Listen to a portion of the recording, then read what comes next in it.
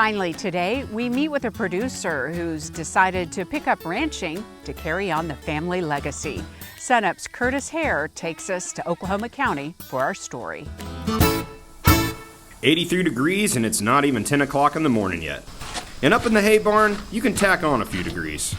For Oklahoma County producer Todd Thomas, tossing out square bales for morning feeding, surrounding by ranching relics of the past, is the dream. If I understand correctly, this is a 4-H project my mother-in-law and my wife's uncle made as kids for a float in a parade or something like that.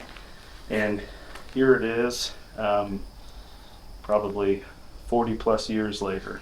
It may appear as though Todd has braved many a summer feeding mornings in that unforgiving Oklahoma heat since he was a kid. But this is all still somewhat new to him. I always wanted to be a cowboy when I was a kid. I'm from here. I'm from Jones, Oklahoma. I was not raised around livestock or agriculture, but I married into this family and found myself where we are today. Yeah, we have a multi-generational family farm here in Jones that started in 1945 by Ralph and Ruth Wilson. And so here we are 4 generations later where we are able to try to continue what they started. The farm belongs to Todd's wife's family, and it didn't take long for Todd to dip his toes into that cowboy dream. When we moved home from college and began living on the family farm, I asked if I could bring a horse out here. And Todd and Rachel, along with their 3 kids, lived literally a stone's throw away from Rachel's parents on the farm. Around the time they moved back, production on the farm had progressively slowed. Rachel's parents were not involved in the operation, and her grandparents, John and Ruth Ann, were in the process of scaling down. They wanted to keep cattle on the farm, but they were not growing their herd or bringing in new animals. It was just coasting, and then we saw an opportunity to get involved. The opportunity? Grow and sell beef directly to the consumer. But an opportunity is just an idea until you take advantage, and starting a cattle business isn't easy. So Todd started off small, buying cattle within their budget, then putting back earnings into the operation to buy breeding animals. But he still needed help. A lot of risks that are associated with those first 5 to 10 years of trying to carve out an operation. Josh Campbell is the beginning farmer and rancher program coordinator for OSU Extension. Todd met Josh while getting his hay tested, and Josh was able to get Todd involved in the program. We kind of have formed a relationship over the last couple of years.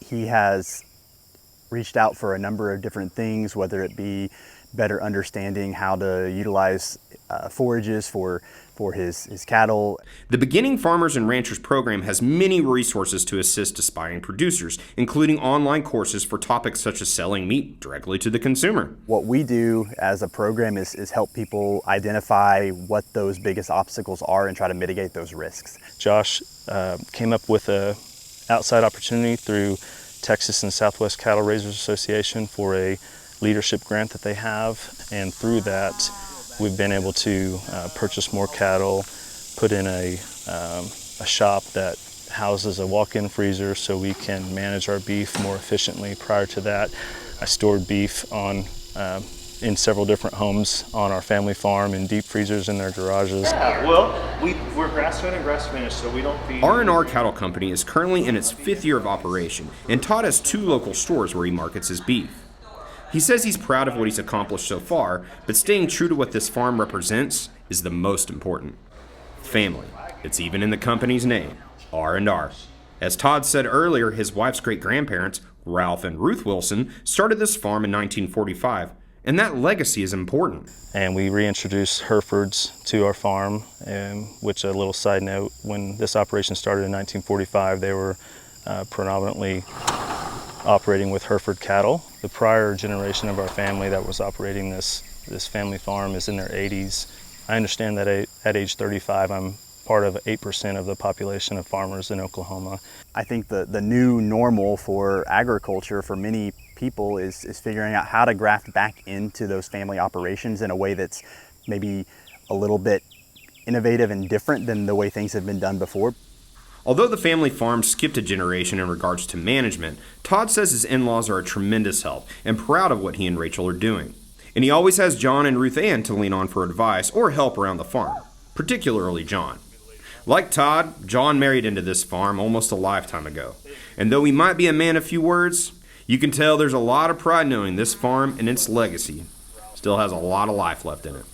Hopefully one of my children will pick up where we leave off and continue what we have here, which is so rare in our communities, and it's something I'm really proud of that we're doing.